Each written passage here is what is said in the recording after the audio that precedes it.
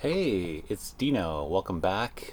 Today, in our mini lesson, we'll be talking about semiotics. There's two lectures. The first one's Semiotics 1, Living in a World of Science. Um, to start off, basically, what is a sign? A sign is a word, an image, a sound, a gesture, or any other sensory experience.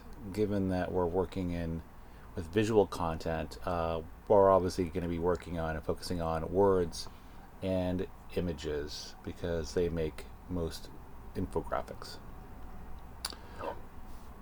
Signs can be classified from this broad definition further down into specific classifications such as icons, symbols, or indexes, and I'll go one by one to explain each of those.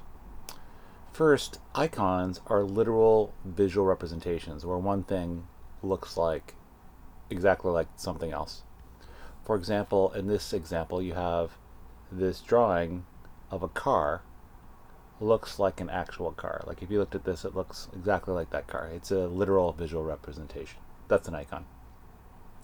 Second are symbols.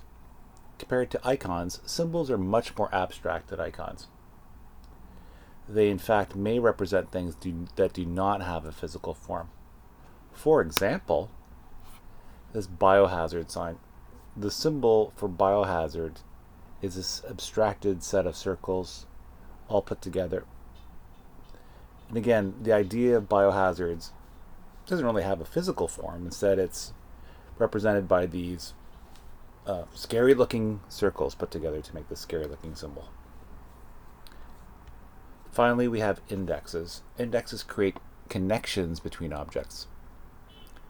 More specifically, something very simple is used to identify something much more obscure and more likely complex. For example, here an example of an umbrella image. It is used to indicate wet weather. So the umbrella connects directly to the phenomenon of there being wet weather outside. It creates this connection between these two objects, the object and this idea. The object of an umbrella and the idea of wet weather. Science and semiotics, they go together. To start off, semiotics is the study of signs and symbols as elements of language and communication. So again, semiotics is like a bigger field, and within it, it includes things like symbols and signs.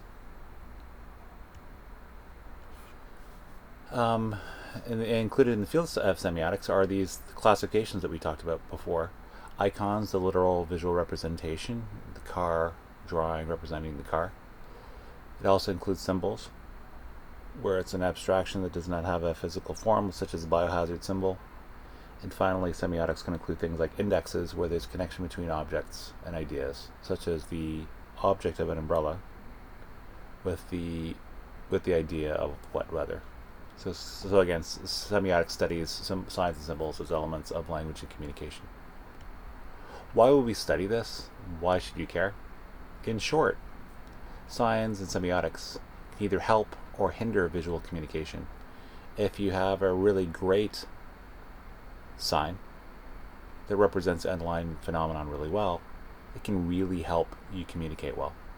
If it's a really bad sign, it does not do that and can in fact hinder communication. For example, maybe the simplest example will be on the far left. For an icon, if that drawing of a car does not look anything like a car and causes confusion, that's a bad icon. That's a bad sign.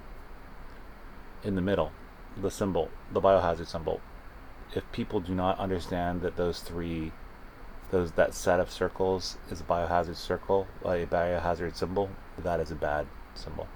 And finally, for an index, if people cannot understand that umbrella represents wet weather, that is a bad index, that is a bad sign, that is bad communication. Why, more importantly, is our symbols important? We live in a world full of symbols. On the upper right, we have the President Trump, in the White House with food.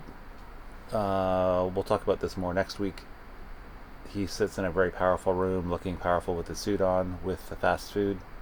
It represents both high and low class elements, high status and low status elements.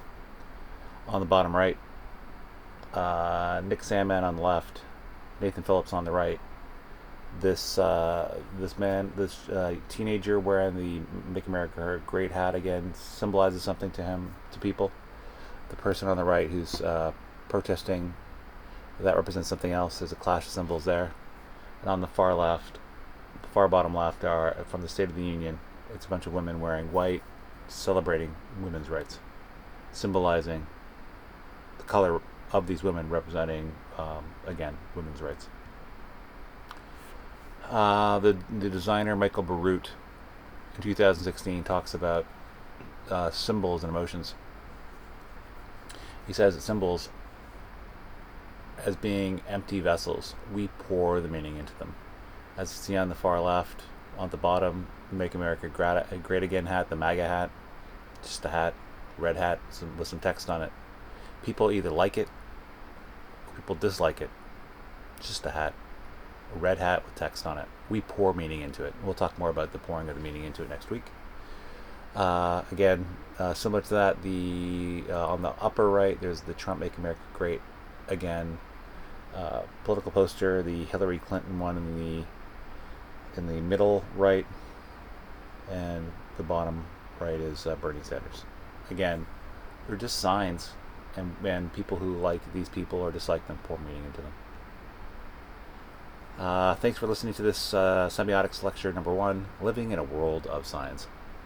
Have a great week.